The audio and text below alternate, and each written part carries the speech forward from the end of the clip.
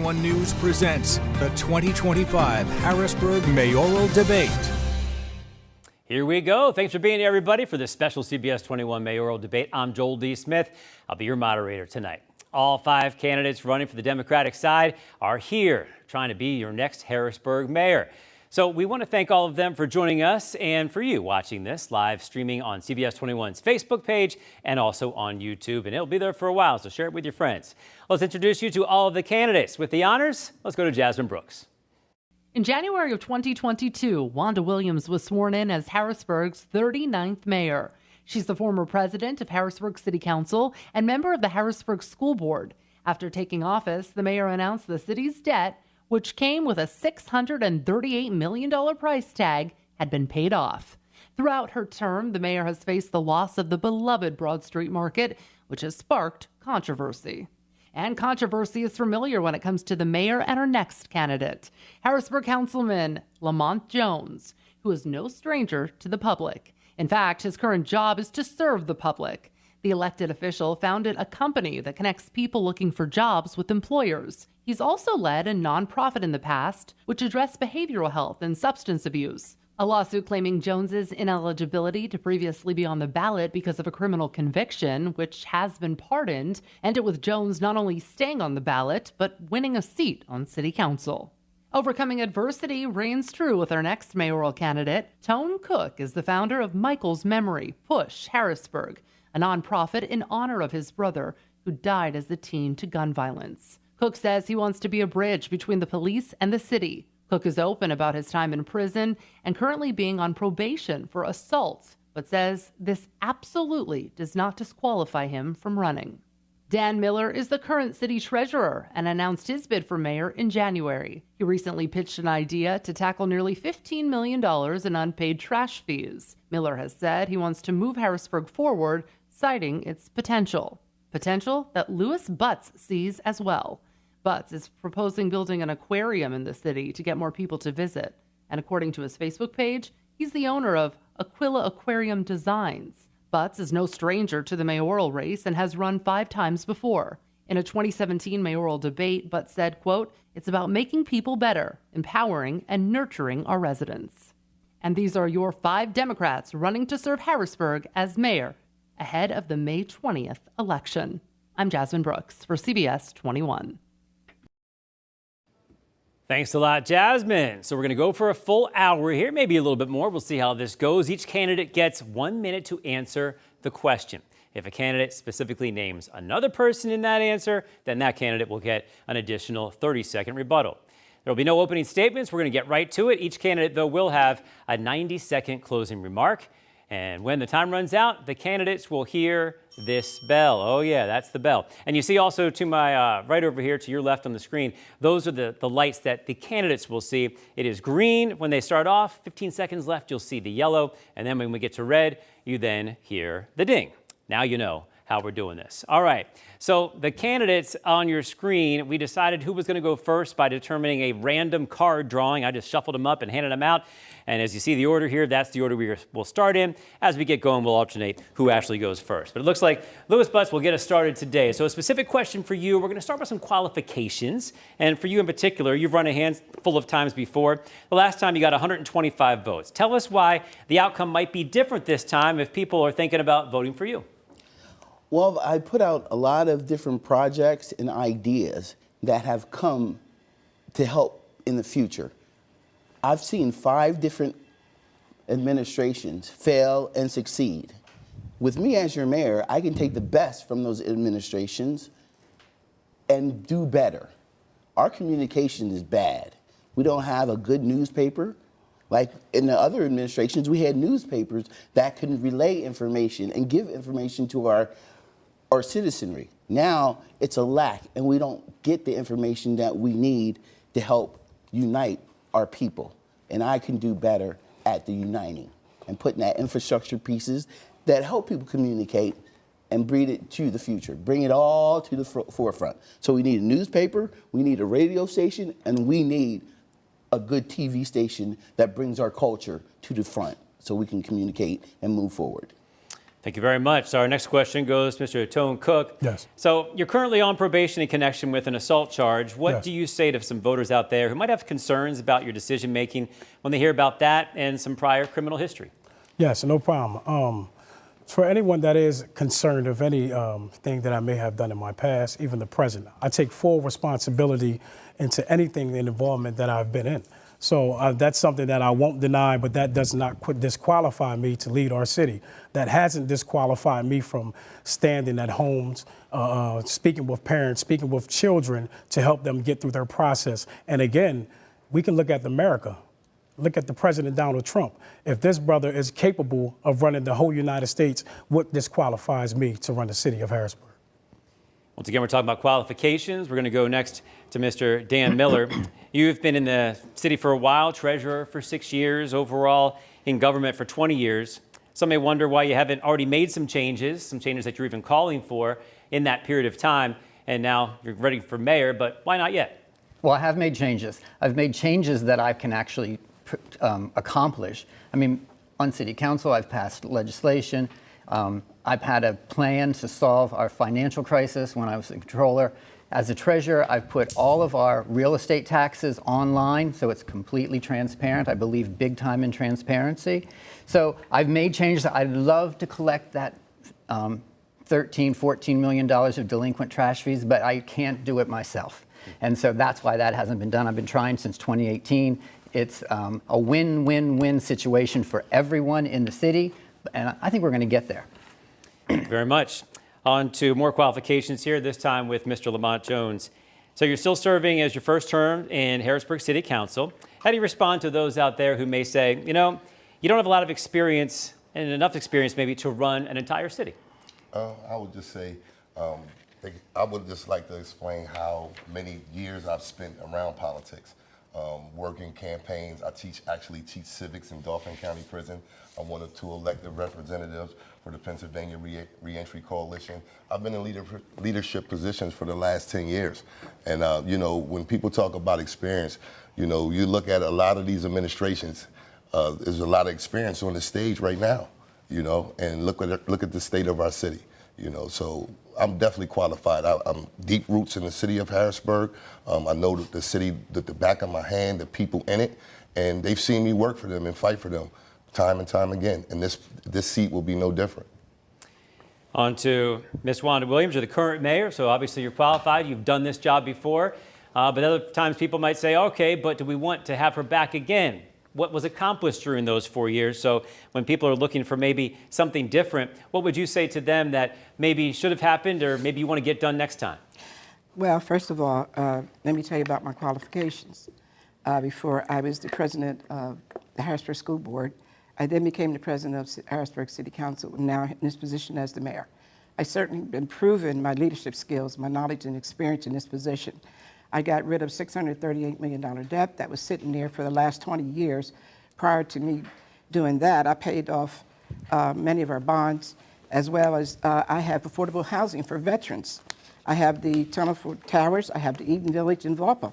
And then I even brought in 250 more homes for low-income housing for individuals. Pavement of streets throughout the city, demolition of blighted properties, trash now hauling that we have 3 different communities are now utilizing our services. So I've done a lot as mayor, and I could do more, but you know, I need the help of council. I need them to work with me, not against me.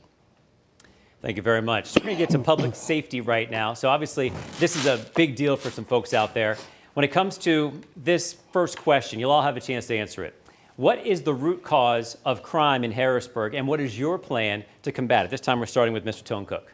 I definitely have a plan to combat. I've actually been showing this over the previous years that I have been active in our community, even as an activist. But one of my plans for public safety is to have a team establish boots on the ground that deals with community leaders, bringing in also different local-based religious groups. And one that'll be dealing with safety. There will be another branch that'll be dealing with mental health issues that I'll have based around the city of Harrisburg and offering more information. So that's a part of the public safety plan that I do have and moving forward. Honestly, the city of Harrisburg has been at its worst, and we've already discussed this. In a period of 36 years, the level of crime has increased. So I truly believe that I can have a very good impact on stopping the violence, or at least slowing the violence down that's going on in our communities today. Thank you. Dan Miller, you've seen the city, you live in the city, you've seen what's going on. What do you think when it comes to the question, what's the root cause of the problem with crime, and what would you do to change it? Well, I would say the root cause is poverty and education. I mean, we've got to have people educated so that they know that they can have a better life. They don't need to use criminal means to get ahead. I mean, so we need to improve our schools. We need to make sure people have job opportunities. My neighbors, I've been not really a victim, but a witness to shootings right at my garden in Atlas Street in Harrisburg. And we've had other criminal shootings there, and even a death on 4th and Woodbine Street just last summer. And my neighbors want cameras. I mean, it's important to tackle those root causes, but that's a very difficult thing to happen immediately. So what we can do is I'm hoping to replicate a system that they have in Lancaster of hundreds of cameras all over the city. Let's get the information and maybe get these criminals off of the streets, make the place safer for all citizens. Mr. Lamont Jones, same question to you. The root cause of crime, what do you think it really is, and what's the game plan that should work? Yeah, so being the current public safety chair, I can see when I do get the quarterly reports and what's going on in the community, the biggest numbers that jump out to me is our youth. That's where we'll see a lot of the activity and the uptick in violence and crime in the city of Harrisburg.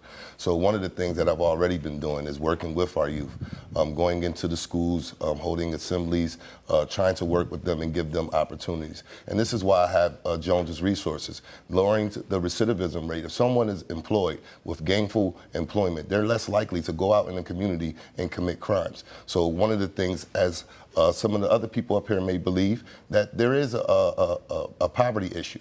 When we look around, there's no jobs, the families aren't working. That's a strain on a lot of people. And what I've come to find that a lot of people don't want to be involved in crime. Out of necessity, they got to try to find a way to live.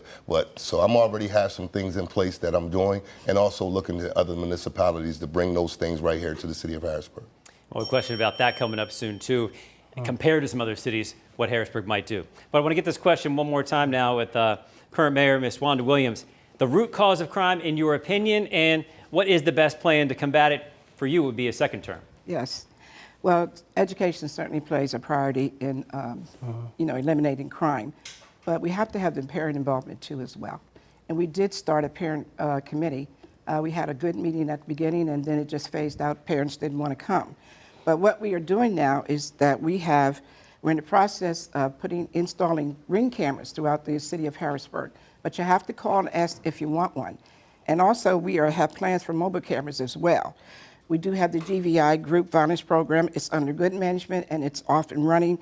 They're reaching out to the community each day. And then we also have the CSAs that are out there communicating with our citizens and our residents.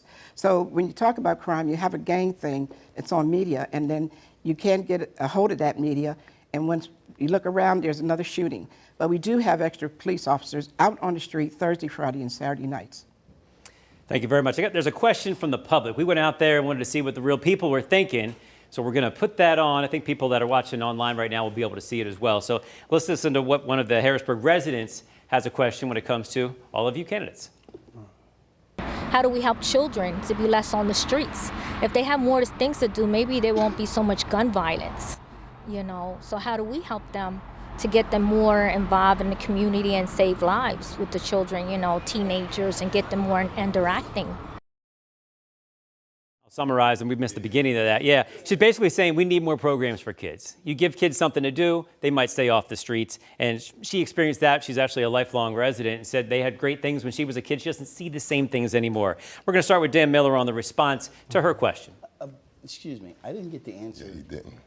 Oh, I apologize. You're right. We're going to jump back one. Thank you very much. My game plan here got beyond me. Let's get to you, and then we're going to get to answering that woman's question. Thanks. So the question again to you. Thank you. The root cause of crime in Harrisburg and your plan to combat it. Thanks.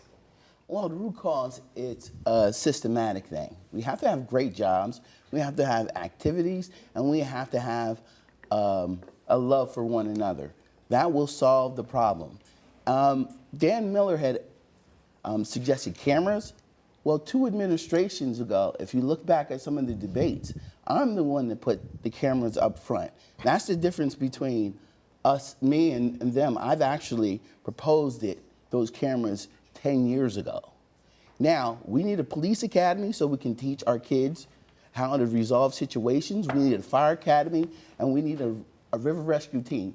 Kids are falling in the river almost every day in our community. We have one lost now in York. We need a responsive river rescue team that we can teach our citizenry to respond quicker with the proper equipment. We need to have choppers if people are falling in the river. They need to be rescued. We need to find those people. We need to be accountable for those people. And we need to be responsible for our citizenry. Thank you very much, and sorry about the mix-up there. Let's now get to Dan Miller on the answer to the question that we saw from the public. Ideas for kids, things for kids, and is that part of the solution? Well, I do think we need to have kids, should be off the streets. But I do think we do have some of those programs. I know the Y has programs for kids. I know the city has summer programs. Boys and Girls Clubs have programs for kids. So I do think there are places for kids to go, and they need to be active in them and follow them. The other thing is we need to provide jobs, especially for maybe the older kids, because if they do have a summer job or a part-time job, that gives them some money in their pocket. If they have money in their pocket, they don't need to go and rob somebody or commit some crime or sell drugs. So I'd like to start a program where we can sort of take some employers and match them with kids in Harrisburg to give them jobs. I think that's really as much as important as other programs. And I like how we got some specifics on there as well. So we'll let to Mr. Lamont Jones. Ideas for kids, some specifics. So again, one of the things when we're dealing with our youth, what's going on in our community, it's a culture thing. It's not so much a police issue.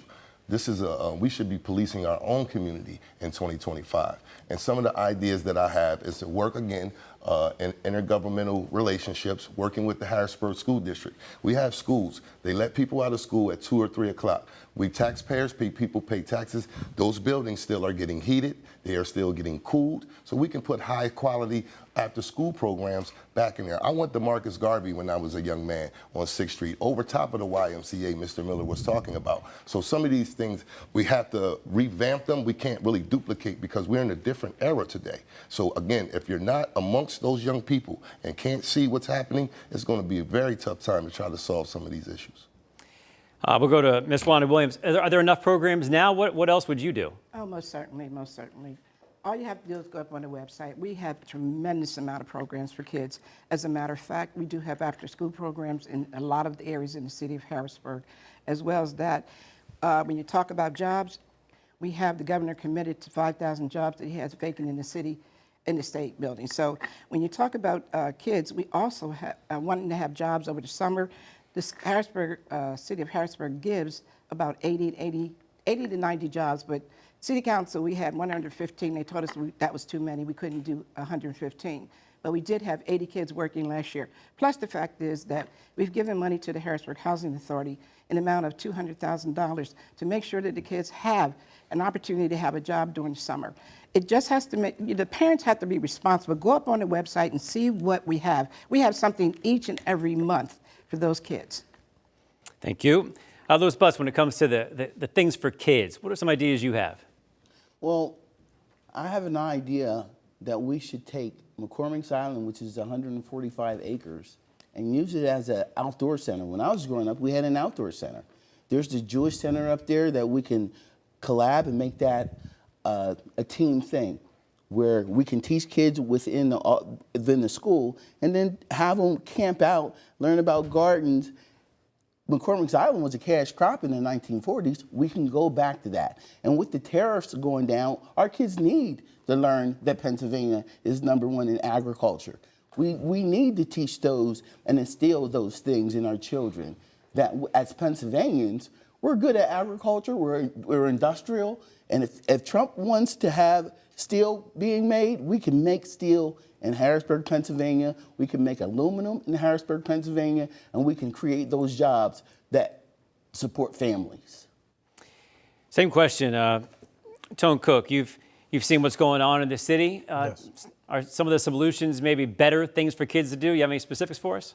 Yes, being inside of our communities, actually very active in our communities when it comes to the youth. Without holding any type of elected official position, I've been offering different things for the children to do. I've been mentoring different things, mentoring children through their problems and their issues. I do believe that there aren't enough programs to keep the children involved, but I also agree with Miss Mayor Wanda Williams when she said parents, just like us, we need to be held accountable as well. But I do intend to fund up-and-coming entrepreneurs, business owners, and offer trades, just like, for example, we need new ideas, and one of those new ideas will even be dealing with barbershops. Those, we can offer them trades, and they can fund the youth and fund them for learning. Even if you want to get more creative and bring in studios for our youth. They like music now. Educational purpose, we could teach them. So I believe that there isn't enough being done and that there should be more done. This one is going to be a show of hands. We kind of mentioned this earlier in some different capacities.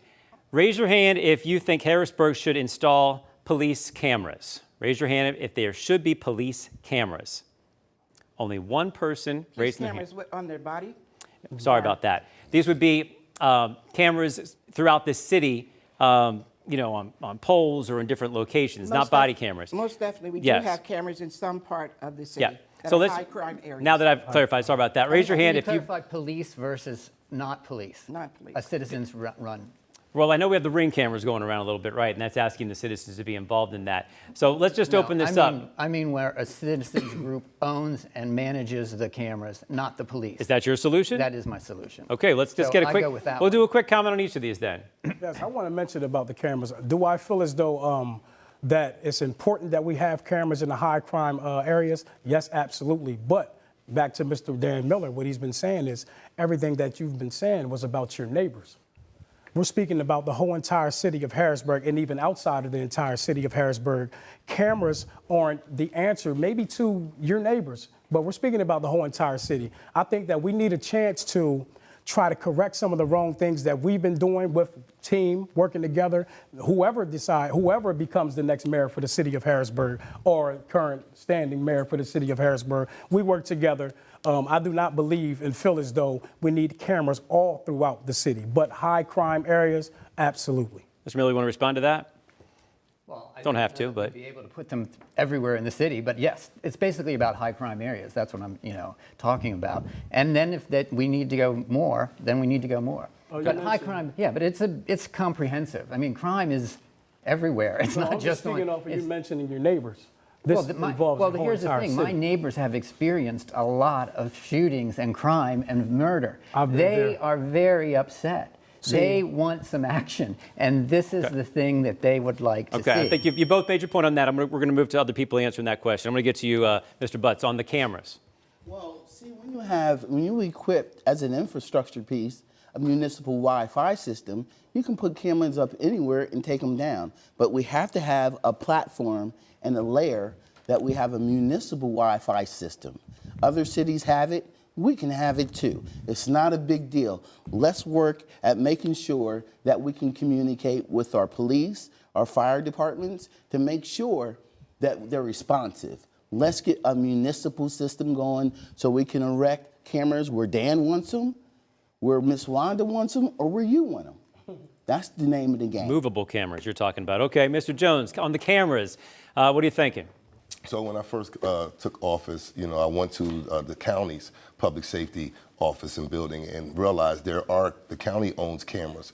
But what happens is the sustainability of those cameras. A lot of those cameras aren't even working. So you don't really want to hardwire the whole city of Harrisburg. I've been down to York. I worked with Police Commissioner Mordreau in York, and we talked extensively about those portable CCTVs. We're all talking about putting them right into the high crime areas, which is the perfect idea, but they're not attached to any infrastructure. They can sustain all inclement weather. They can store up to 6 months of data. They have LPR capability and connectivity. These are things that we can utilize. And once he purchased one of them, the DA saw how good it worked. They bought him one. Then philanthropy kicked in and all of those things. So we'll be able to find ways to pay for that. So I think mobile cameras are a better idea and a better way to go. How's that sound to you, Ms. Williams? No, I don't think so. We just met with a group, and they had a great system to look at all the activity that's going on in the corridors of the city of Harrisburg. Yes, we do need cameras all over the city, but can we afford it? Not right now, but we have put grants out there to purchase those cameras. And also, when in some of those areas, as Mr.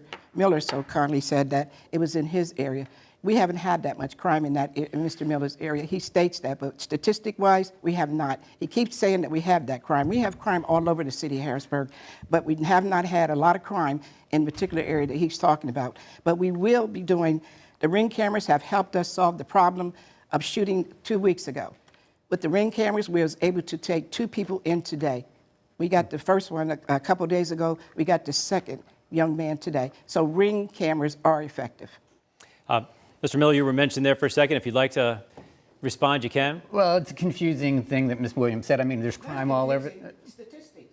You're saying that there's a lot of crime in the area. You live on Emerald and 2nd Street, and there's not a lot of crime in Emerald and 2nd Street. That's your point. Let's see what he wants to say. Well, that's not what I've been saying, and I haven't said I was only referring to the actual crimes. This is at my garden, which is my neighborhood too. It's at Atlas Street. We've had the crimes at 4th and Woodbine. A woman was murdered there last year. I've been in the garden at Atlas Street where there's been shootings. There was a shootout at Emerald and 4th Street.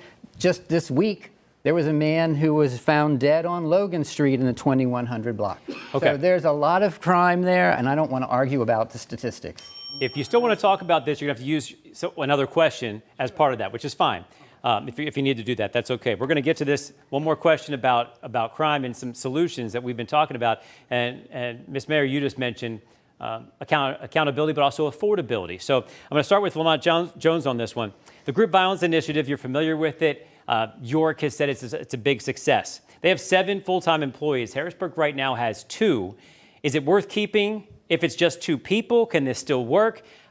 Is that the idea, or would we need more members to fund this, and how would we fund it? That's the question. Well, I know that they are working on grants. Right now, I'm not getting a lot of information regarding the GVI, but from what I've been knowledgeable and been able to go down and watch and see in York, I've not have seen one call-in with the Harrisburg City's GVI. A call-in is where they identify the people that they know are shooting in the community, and you bring them in. You can't bring them in all at once because they may be rival gangs or whatnot. So you bring them in, but you need credible messengers to go in.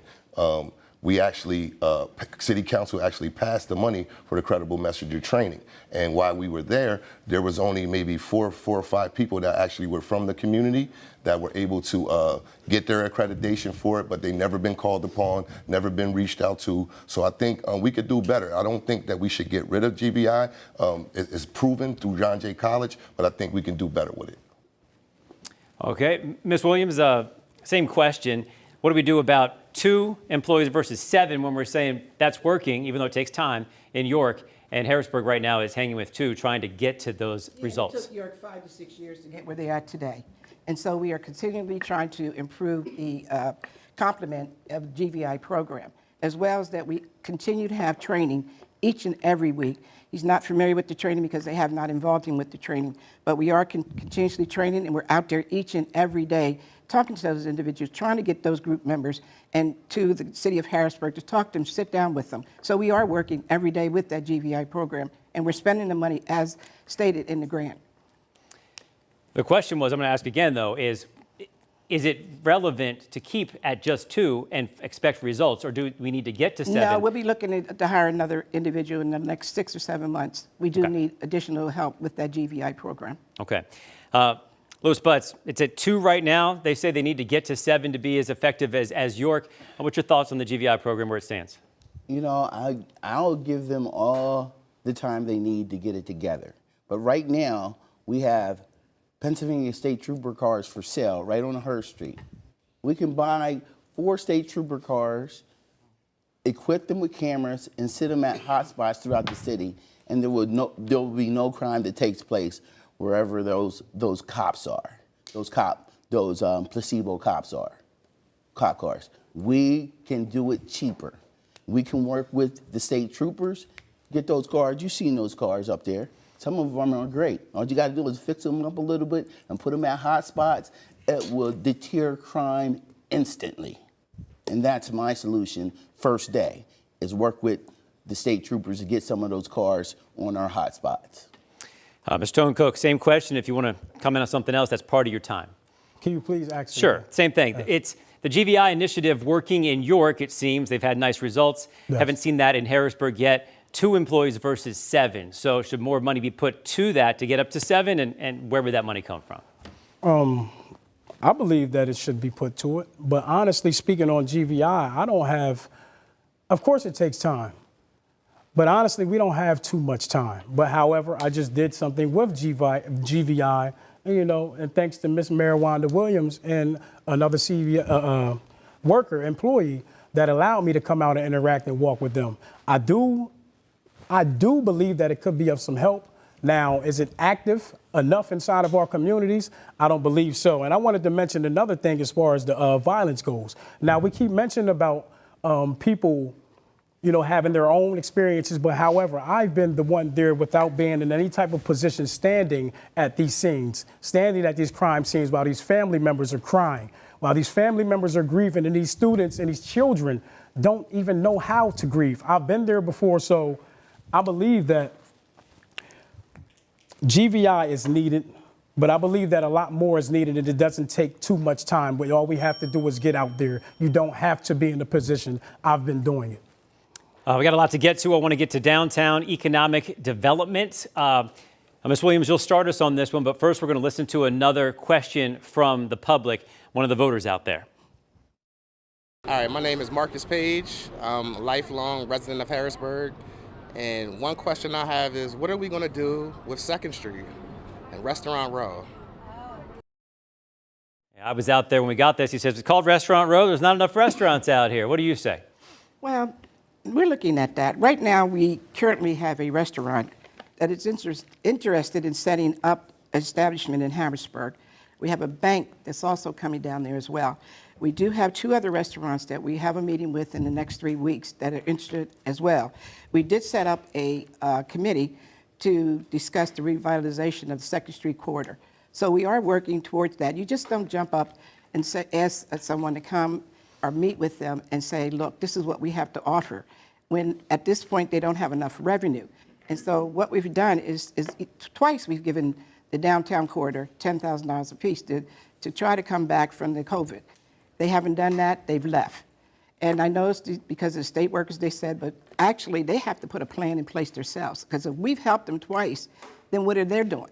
Because we cannot continuously help someone. You have to be self-sufficient at one point in time. We cannot do another $10,000, but we are looking with this staff that we have and this format we have, we're looking to do that, to revitalize the 2nd Street corridor.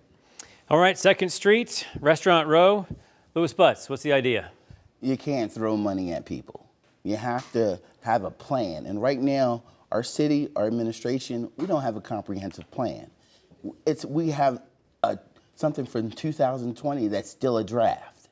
So it's up to us. If I'm the mayor, it'd be my administration that establishes a comprehensive plan that we can measure.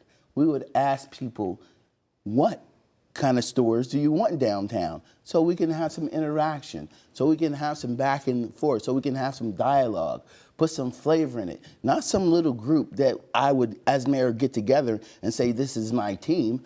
The population is the team.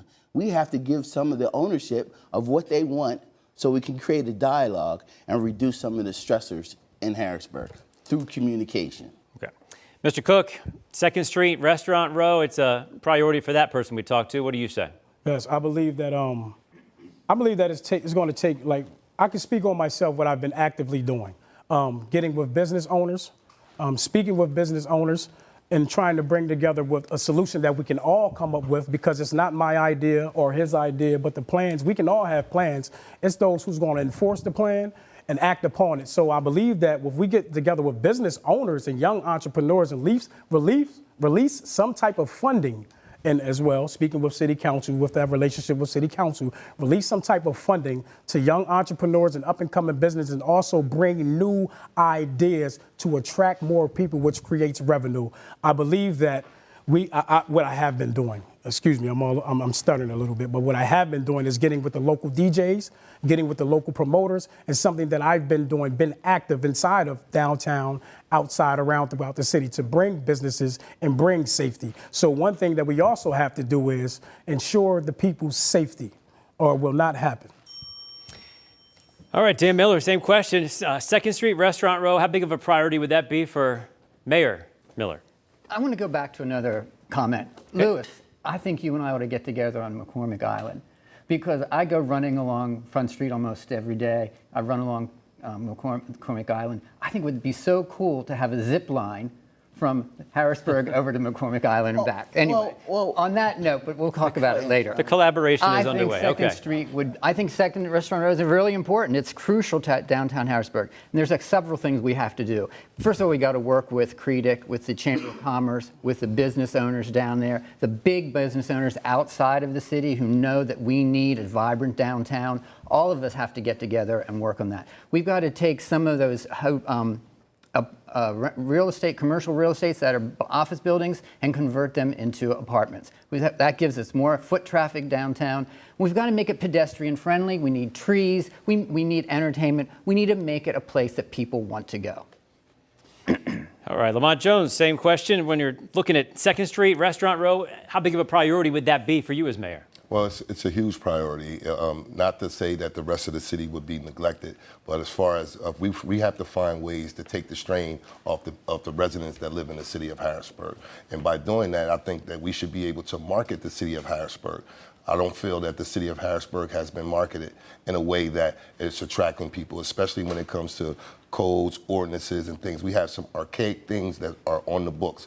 Being at City Council and looking at that, we just recently had to change an ordinance so that downtown can thrive right now with the new businesses that came in. But that's just one of the things. And I also agree that we do have to make more living spaces. We can't be dependent on what the state workers did at that time. That era is gone. It's time for a new direction. And when you put those people in that, this is not a guessing game. They live there. This is going to be foot traffic over and over again because these people live here. And repurpose a lot of those state buildings that are sitting empty. They're not making any money. They're exempt, like some of the nonprofit properties. So I think we definitely have to market the city of Harrisburg and work a little bit more closer with Harrisburg Hershey.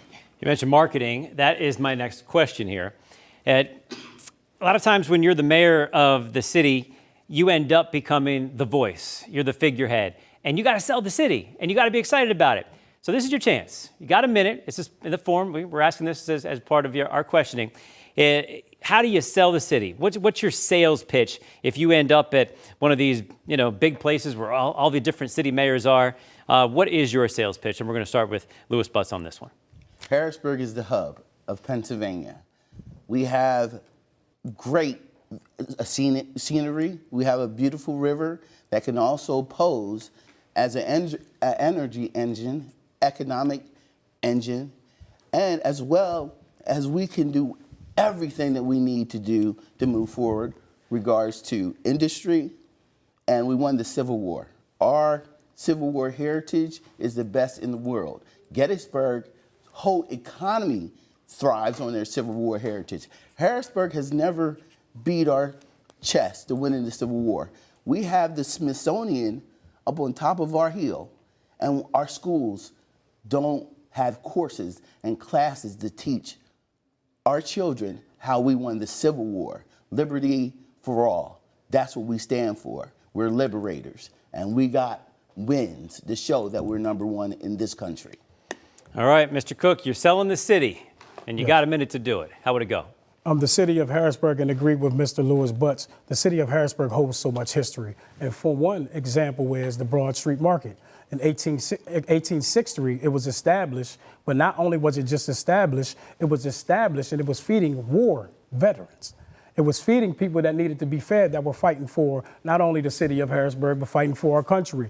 So another thing that I will bring into play is speak about the new up and coming new ideas. We have so many business promoters. We have so many promoters throughout the city of Harrisburg that bring people from different states, different countries, just to come to the city of Harrisburg to enjoy themselves. However, it's a problem, but that problem has been overcome. We have been able to put a hand on the violence that has been taking place inside of our city. And when we can address that issue and we can bring that to the table, all the attraction will be back to Harrisburg, PA. Okay, the job is to sell the city. And next up is Mr. Dan Miller. Well, we do have a very beautiful city, and I've traveled all over the world, and it's really hard to think of a city that has a beautiful river like Harrisburg has. The Susquehanna is just great here. And we've got great architecture, we've got a great location. I mean, and great weather conditions here in Harrisburg. It's a great place. But even on top of that, we are extremely affordable. I happen to know 2 couples, didn't know them at all, and just within the past 4 months I've met them. One came from Phoenix, one came from Long Island. They just wanted to move. They had no idea about Harrisburg. They just got on the website and looking around, saw the great architecture, saw the affordable housing, bam, they moved here and they love it. So Harrisburg has a lot to offer, and I think we can sell it easily. I think Lamont's right. We need to advertise in Baltimore, in Philadelphia, in New York City.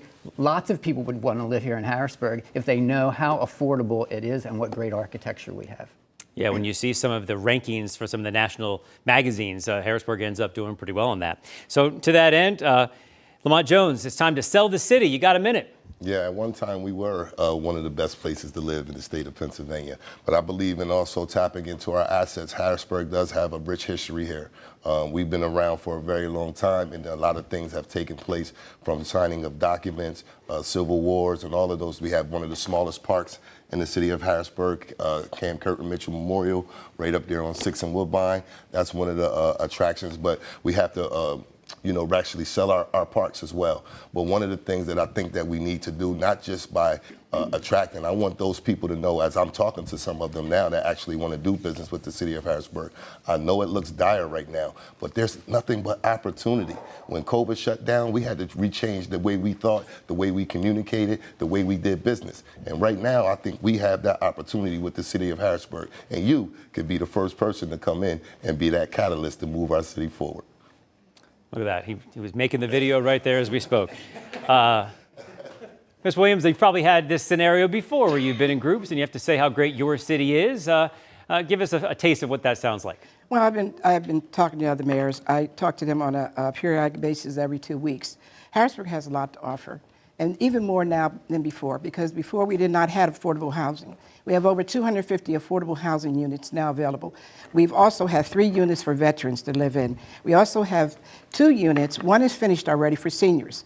And also, no bond debt anymore. We're almost out of Act 47. We have, as Mr. Miller indicated, we have the Susquehanna River.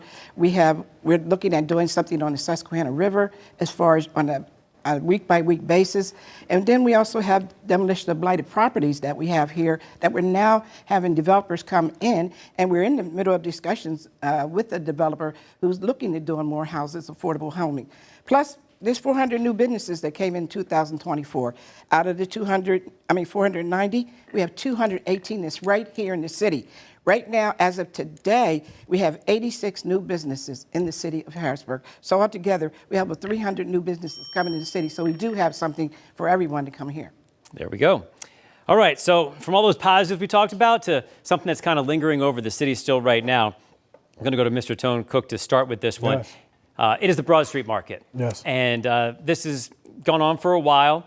I want to get your take on this when it comes to what would you do about this first thing if you win the election and you become mayor? You can comment about sort of where things were, where they're going. Your choice. You got a minute. Yes, absolutely. It's much history, myself included, from my grandfather living in Jackson Lick Apartments, bringing food to me as a child my grandfather Ernie Bullock bringing food to me as a child from the Broad Street Market. So this is personal to me. So one of the things that I will piggy tank off of Mr. Lewis Butts is that he said bringing the Mennonites and the Amish, which we all know that they have a history of building things back. But what I would do as the next mayor for the city of Harrisburg is I would speed up that process, and I will have to work with city council. City council will have to work with us. If we're all looking for the same things and bigger and pushing Harrisburg forward, then we should all be willing to work together. But I do believe that speeding the process up for the Broad Street Market is very much so important. And I just gave you a little bit of history not too long ago, a few questions back before. So that's one thing that I would do as the next mayor for the city of Harrisburg, speed that process up, and I will be stern on getting the job done. We'll go to Dan Miller on this. You've seen some money situations when it comes to the Broad Street Market. There's some controversy about how much is really out there, what's going on, if we're losing some time on getting some money in on this. Tell us from your perspective what's happening with the Broad Street Market right now. A lot of people want to know what's happening. Well, I think it's a prime example of incompetence management in the city. I mean, it wasn't a priority, obviously. Nothing happened. It delayed, and it's only gotten worse. So once I become mayor, that will be a top priority. I will assign the folks that want to get that completed immediately to that project. They're going to want to get it done. Everybody's going to want to get it done. We make it a priority. We've got to talk with the county and use the county. We've got to talk with the state and use the state. They all want to get, state can get things done. You see it right there at the governor's mansion. That's almost completed now. And that was what, 2 weeks ago. So we can get this done. There's no question that we can do it, and we can do it quickly. But I just talked to a guy yesterday at the Broad Street Market and business there. He says, and I said, well, I'm not sure what the status will be in January if I become mayor. He said, I don't think a darn thing's going to happen from now till the end of the year. All right, Mr. Lamont Jones, you know, you've been on the council. You've voted against some of the things coming your way when it comes to trying to get things moving. You've had your reasons for that. You have a minute to talk about this issue right now. Yeah, so again, you know, contrary to what people may think, a lot of people think they don't really understand how council works and what happens. So we make decisions based off of our information. And so when we looked at the information regarding the Broad Street Market, a lot of us that remember that first vote was 5-2. So it was 5 of us that did not agree with the process of how this company was selected. But other than that, as the mayor, I would have executive powers. I wouldn't even need council at that point. You know, it only took 3 weeks that we had to come back with the rubric. We re-voted, and then the company that they wanted, they got. I can't answer why it's not happening right now, but if it was me as mayor again, I would have been looking at an engineer or an architect, and because you need to know what you're building first, and then you can get that architect. You could dump this with an executive power. You could have gave the market manager the power to go ahead and select who they wanted. You did not need council, and we didn't hold that up. And one of the reasons I want people to not understand this is because right now with that tent over there, we are now paying $5,000 a month as taxpayers, right? In January of 2026, we'll be paying $6,500 a month. Got to wrap you up on that one. Got to wrap you up. So the process is what was just mentioned there. Ms. Williams, you know, a minute is not a lot of time, but I know you use it wisely when you're talking about where we stand on the Broad Street Market, and in particular, what it's been like to be at the head of this and trying to get things done. That's why I'm the mayor, because they don't understand. They don't understand the process, okay? First of all, I can't do executive order. Only the governor of this state can do executive statute order. And second of all, if I could have did an executive order, I would have done that. And third thing, they didn't understand the information. Although 5 voted and 2 didn't, 5 didn't vote and 2 did, 2 of them understood, the 5 didn't understand the process. There's a process, and the Broad Street Market Alliance did not have insurance. They did not, they let it lapse. So we had to go to our own insurance cover. They had to tell us a timeline. We could not get in the market to clean it up. We couldn't do anything with the market until the insurance company gave us the okay. And when we did have an opportunity, we waited until 2024 at the end of December. That's when they gave us the okay. We start moving. We start putting bids out and everything for that. And right now, June 1st is when the bids come back in. We will start reconstructing the market fall of this year. They didn't understand. They should have asked. Let's go to Lewis Butts. We've heard it mentioned before. You have an idea that you thought that the Amish and the Mennonite could come together and help build this thing. Is that practical? Have you actually looked into that? You got to ask yourself, is that practical? You know what they do. they get their people together, and it would help if citizens who know how to do the job can chime in with them to get it done. It could be a community event to where it brings us all together as people. A kumbaya moment. A wow, we got it done in 2 months moment. Wow, we got it done in 3. This is what the Amish do. Let them do it and let God be with us. That would be my solution. And if you want to chime in, then you can help screw a screw in, cut a 2x4 if that's what you really want to do. But let's get the job done so we can move forward and put our focus and priority on other things like our children. Got some specific questions. Oh, he didn't mention you. There's a legal process, Mr. Woods, okay? And the Amish do not follow the legal process when they do the building of anything. So there's a legal process, the bidding process. We have to follow the legal process. You must understand, you're not the mayor, so you wouldn't know. I'll let you respond. I know as Pennsylvanians we can compromise and get things done from the state down. We're a commonwealth. We've always done things to get things done the most easily. Let's rely on our citizenry and our culture to make it happen even more. We're strong. We've always been strong. And we're going to be strong. Just let's get it done and stop looking at money that we can give our people. Instead, matter of fact, didn't the guy steal like some money before? We could have been through all of that. It's just like a circus routine. Let's stop playing games. Well, we're gonna move on to another topic. These are specific questions for each candidate. We're starting with Mr. Dan Miller on this one. You've run for mayor before. What's changed in your approach this time to try to get a different outcome? Well, when I ran before, first of all, I was working full-time, managing my CPA firm and running. I ran only because we had a mayor that people wanted to get rid of, and it appeared that I would be the likely person to do that. So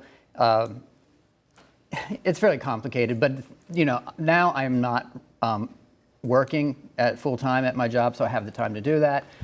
There was also someone who had put a lot of money into that race against me, because I think I'm just too independent, and those are specifics. So it's very different this time. I've given it my full go. I think we're way in the lead. I think we've got tons of support. We've run a very good campaign, and I think we'll do well on Election Day. Mr. Jones, something specific for you. You've had a bunch of cleanup events in this city. I want to know how you think they're going, and then how challenging is it to keep the area clean? You get there once, but then how fast does it need it again? Well, sometimes it depends on where you're doing it at. We did one on 18th and Regina. Removed the graffiti with the gang signs on it. And what was so special about that moment, the young man that lost his life, as we were doing that, the father came and he was a little irate at the time till we told him what we plan to do with the property. And we're definitely going to try to do something to honor his son. But I don't think anyone in this community in our city should be honoring anybody with these makeshift memorials. This is sometimes this is graffiti in the community. But as we did that, the community itself came out and started to work. When we did the cleanup uptown on 6th and Woodbine, as you can see now, Governor Square, there's a problem. But once you do, you want to come in and motivate that community, show them how you clean up your neighborhood, and that can also eliminate crime.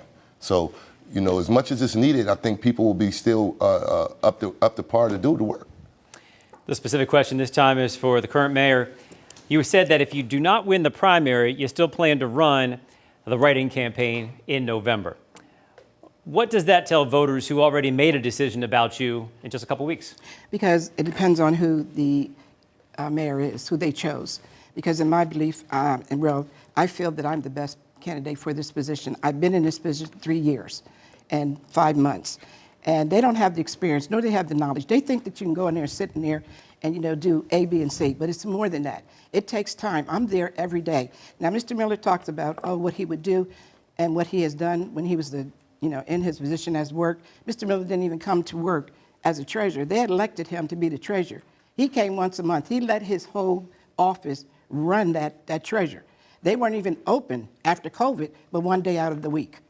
The only reason that he opened up the department is because we gave his secretary or deputy treasurer $11,000 raise.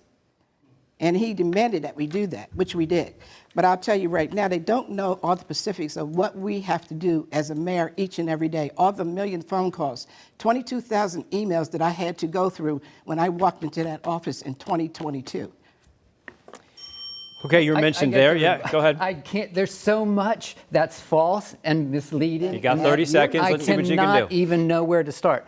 But I would say, please, anybody who knows that Celia Spicer, our deputy secretary, deputy treasurer, she would tell you she did not get an $11,000 raise. That's complete fabrication. And I just want you to know, the state workers, I'm at my office every day in some capacity, texting, telephone, or at my desk at my home, or because I don't even have an office in the Treasury office, I have to work at home. So if the state workers are working from home, hey, everybody can work from home. All right, let's move on to Mr. Lewis Butts here. So what do you say to people who say that some of your ideas are unrealistic, including the aquarium that you're talking about bringing in? Well, at one point, they said the pedal bike was crazy. At one point, they said a car was crazy. You have to build it, and they will come. If you look at any other city across the state, across the world, aquariums work. They bring in billions and billions when it comes to revenue for the region as well as the city.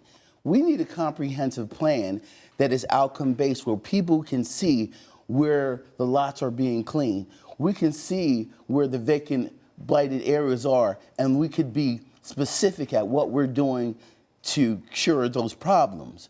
We can see where the hot spots are. We need a comprehensive plan that shows what we've achieved as well as where we're going. If we want safe streets, we got to make sure there's a plan set up like Lancaster has a comprehensive plan, York, Gettysburg, all these cities have comprehensive plans. We need something that shows transparency and keeps everything on our sleeve. Mr. Cook, you've never been in public office before. How do you plan to be successful in the political office like that with such prowess when you've never had that kind of experience before? I plan to be successful by bringing in a team, a new administration, even have some current administration, because knowledge never stops and I do not know it all. However, I'm very much so in tune as to what's going on. Just like the brother Lamont Jones just mentioned, I've been running beside candidates for years now, learning every step of the way. And that's another reason why I'm here today. So I will bring together others. And, no one knows every single thing. I can be more advanced on violence, stopping the violence. He could be more advanced in financial things. When you bring it all together, there's a way that we can work together, and that's what I intend to do. And another thing, I have to mention this. Over 500 new registered voters since entering the race has registered to vote, to be involved in their communities, to be engaged. That's what I bring as the new mayor for the city of Harrisburg, if elected. That's what I bring. I bring change. We have one last question, and then we're going to hit our closing statements. But that question is not coming from me. Once again, it's from the public. And this is a really thoughtful guy. I talked to him for a while, and this is the question that he came up with. What can you say to me that will convince me you're going to start from the bottom up? I'll clarify here. We had a conversation about this. He says sometimes he sees in the city that they start from the top and try to make those people happy and then hope that the rest will work out. He's saying he believes it needs to start from the bottom up. You can agree or disagree with that, but that's his question. Show him that that's the way it should be and should go. So what would you say to him? We're going to start with Lamont Jones. I would say that is a good method. Again, you have to, if you're serving the people, you have to know what they're going through. You have to be amongst them. And being a lifelong resident, I'm that guy that knows. You can tell what's happening. You know these cultural issues. You can see where there are deficits at. You have to start from the bottom and go up. But I think at some point you will definitely meet in the middle. If we don't, you just don't want to rule with an iron fist and a velvet glove.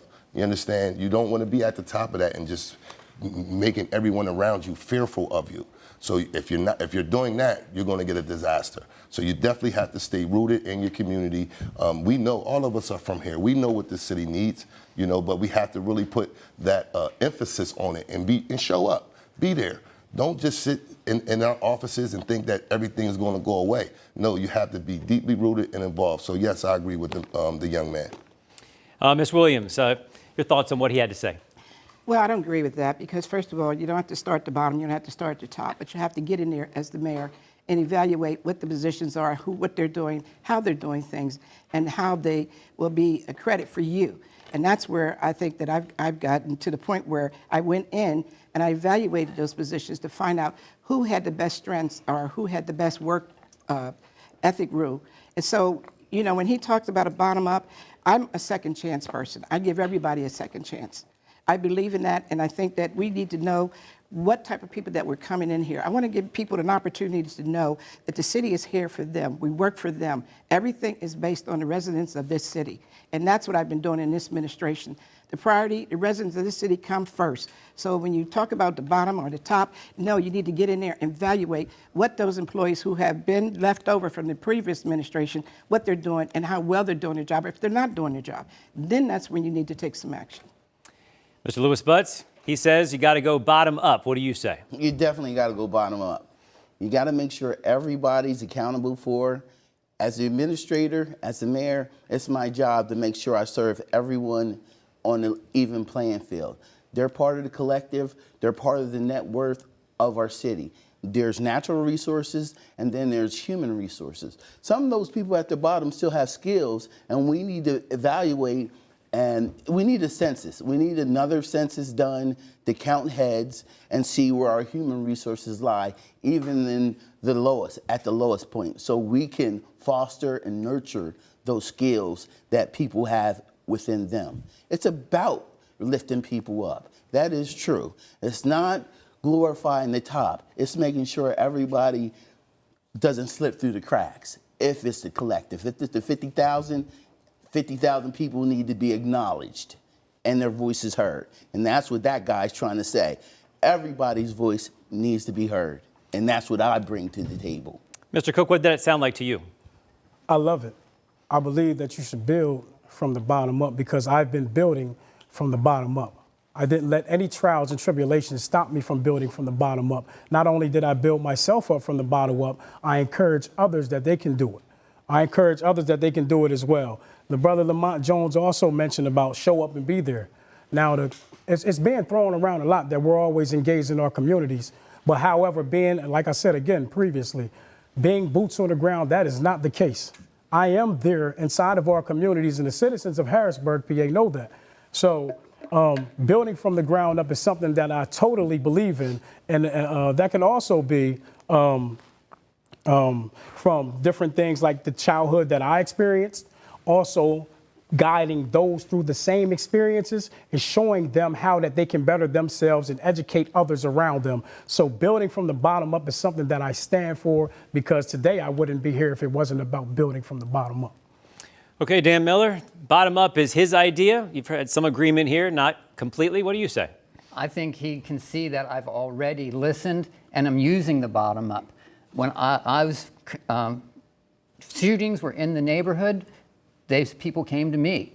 And I called Wanda right away, but nothing happened actually. But they want cameras. And so I've heard that. And going around town, door to door, it's great. I've talked to businessmen who tell me what they need. I talk to people that what they don't like. One guy said, you know, have you driven up 2nd Street?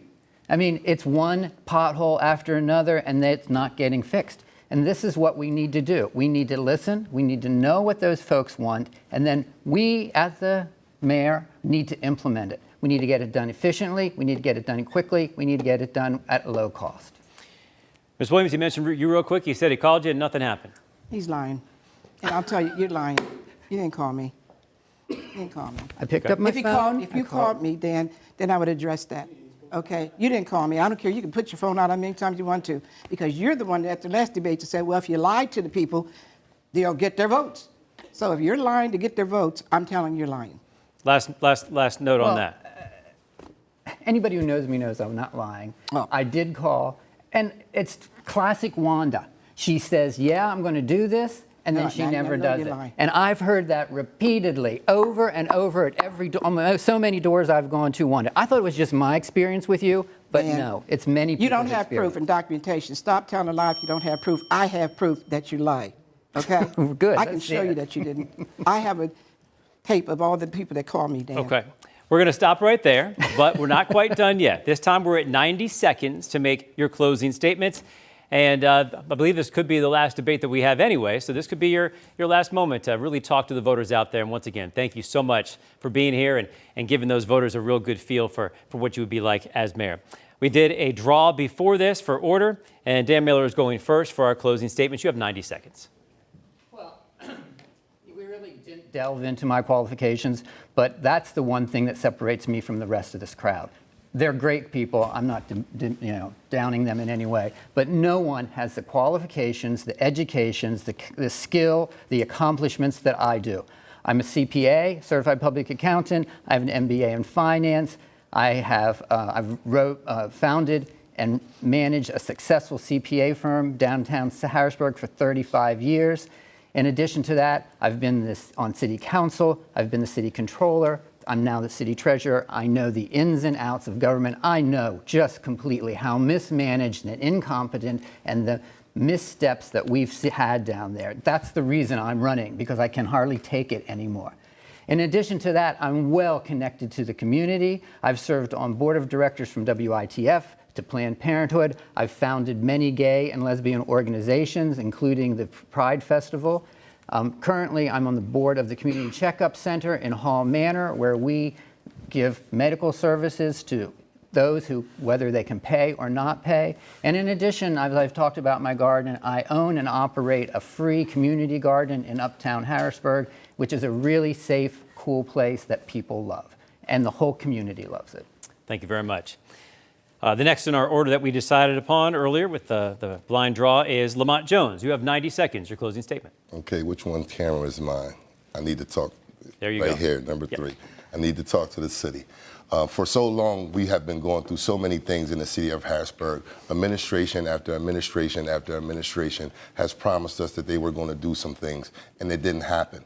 We can look at the conditions of our city right now and see. I'm not going to blame anyone specifically. I just don't think that our city is going in the right direction. I'm not going into this office to play games. I'm not going in this office to trade access for integrity. I'm going in here to do the real work that you need. And a lot of you out there are standing with me, and I appreciate you. But this is the time that we have to make a real hard decision. There are a lot of things that are happening when it comes to our politics. There are a lot of people that manipulate our politics and try to fool you because they know that you don't know all of the information. But I'm someone that has been around you, and you've watched me grow. You've watched me pull myself up by my bootstraps. It's time. I'm the person that you need. We let a lot of our past hinder us. And sometimes it's not just that, it's those fears. Right now, what you need, Harrisburg, is someone that is fearless. And his name is Lamont Jones, number 4 on the ballot. Vote for me on May 20th, and you'll get your city back. Thank you very much. Louis Butts will go next. 90 seconds to talk to the voters. Thank you. My name is Louis Butts. I'm number 3. And if you want real change, if you want to be able to turn this ship, we're going to need infrastructure pieces. I'm proposing the Harrisburg Hydro Generation Plant off of the Cumberland County Bridge. This will produce over $270 million annually off of our Susquehanna River. This would help reduce some of the taxation that we have on our senior citizens. It will provide an energy matrix that we would also be able to use for energy. So if you have an electric car, you can actually plug it in at Harrisburg and you'll be good. Our budget is $85 million. The 270, that's a lot of extra million just off the river. I'm proposing a aquarium that also brings revenue. I'm proposing a football stadium on City Island, along with a NFL Hall of Fame called the Sean McCoy Stadium. This will also bring attractions. We have to compete with Hershey. We have to compete with Lancaster. We have to compete with Gettysburg. We're in competition, and we should be capital quality. Our quality should be number one. And with Harrisburg and me, we will be number one. We're the capital city, and that makes us number one. Let's go. Thank you very much, Mr. Butts. So 90 seconds to talk to the voters. Mr. Tone Cook. Yes.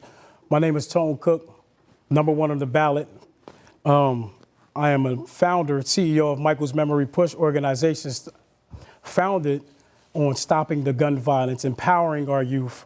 Not only I'm a community activist, the same community activists that were there for the people inside of the city of Harrisburg, leading these marches, leading these troops to call upon what's right and be fair by both not only those in elected positions, but also those who we work for, the community. And what separates me from everyone else is I am not an elected official, and I've already been making impacts inside of our community. So I ask that you place your vote for Tone Cook, number one on the ballot. We are pushing for change, not to bring in the old administration that, has let many of us down, but to bring in new and to lead our city forward. Another thing is, what qualifies me is my hands-on experience in our communities.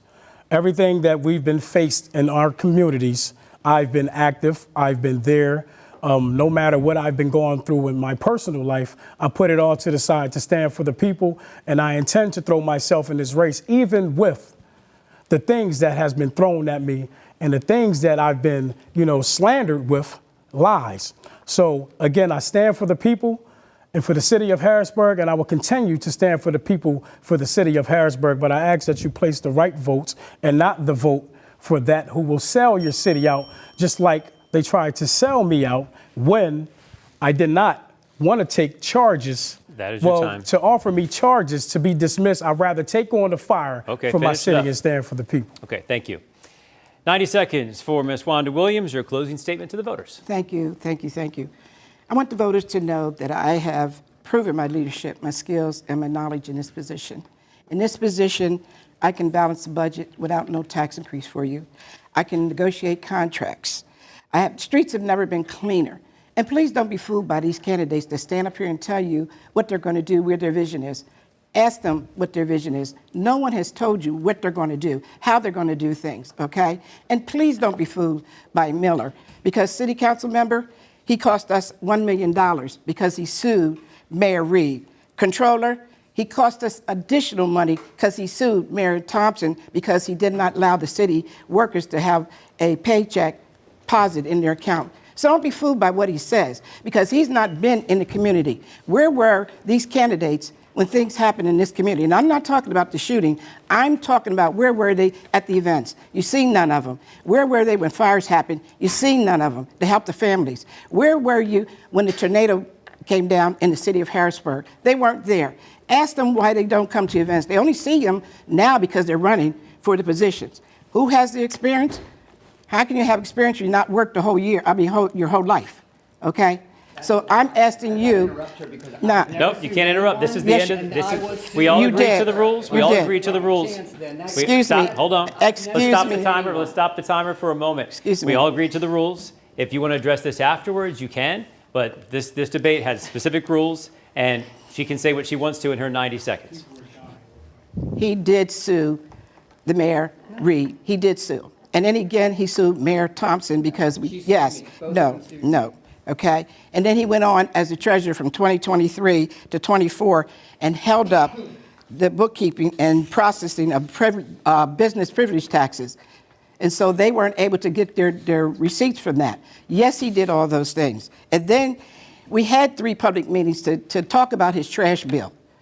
And we had 3 public meetings, 3 different places, and every last citizen did not want their trash bill attached to the real estate bill. So he lied about that. So I'm saying you're sitting up here telling you what you're going to do. Your time is up. I'm telling the residents I've been your advocate for 25 years. I will continue to be your advocate. I would continue to be there for you when you need me, as I am now. Thank you. That is your time.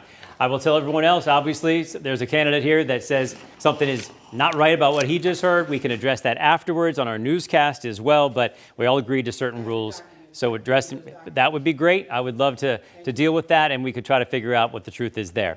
Thank you, everybody, for watching. We got a lot of information here. Seems like we got to work out a few other things as well. Don't forget, folks, the municipal primary election is Tuesday, May 20th. Polls open from 7 a.m. to 8 p.m. Even if you don't live in Harrisburg, it's an important election. This is the capital city, everybody. And council positions are open for a number of people as well. Hopefully you guys will vote. Do not forget that the voters will also be selecting a new mayor in York and Lancaster as well. The last day to request the mail-in ballot or absentee ballot, you still got time for that. That is Tuesday, May 13th. There's no Republican running for mayor in Harrisburg, so likely this will be the winner for whoever will take this title and win the primary. I want to thank all of our candidates for joining us tonight. I want to thank all of you for watching on CBS 21's Facebook and YouTube pages. And for everybody else that put this together, I thank them for everything as well. Voters, it's now up to you.